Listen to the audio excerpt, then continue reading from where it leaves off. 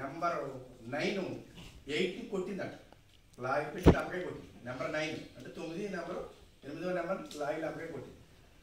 8 ఎందుకు కొట్టామని అడిగితే 9 ఏమన్నదంటే 9 ఏమన్నదంటే నీకు అన్నయ్య పెద్దాను కాబట్టి కొట్టేది మాట్లాడకంట.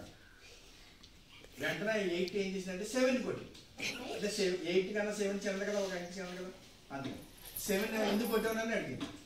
8 నేను నీకన్నా పెద్దాన్ని కొట్టాను, నువ్వు మాట్లాడకంటే నాకు హక్కు కొట్టేసుకున్నాను. వెంటనే 7 ఎవరు కొట్టింది, 6ని కొట్టింది. 6 5ని కొట్టింది.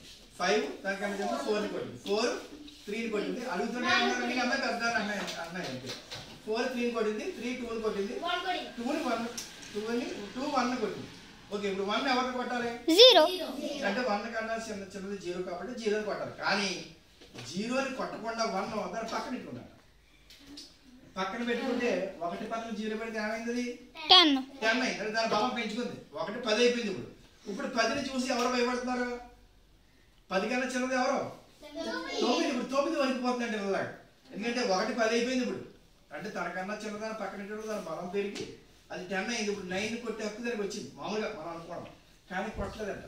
భయపడక నువ్వు, నేను నీకన్నా పెద్దాన్ని ఇప్పుడు 10 నిన్ను కొట్టే హక్కు నాకు ఉంది, కొట్టగలను నీ సూత్రం ప్రకారం, కానీ నేను కొట్టను. అది నాకు సంస్కారం ఉంది, నాకు అందులో నన్ను నెంబర్ 1 అని వచ్చింది నాకు పేరు. ఎవరైనా చూడండి, ఎవరైనా చూడండి సార్ నెంబర్ 1 రాడు అంటారు కదా, పంట ఏదైనా చాలా నెంబర్ 1గా పండింది పంట అంటారు. నెంబర్ 1 రకం కావాలి మనం బియ్యం అంటాం.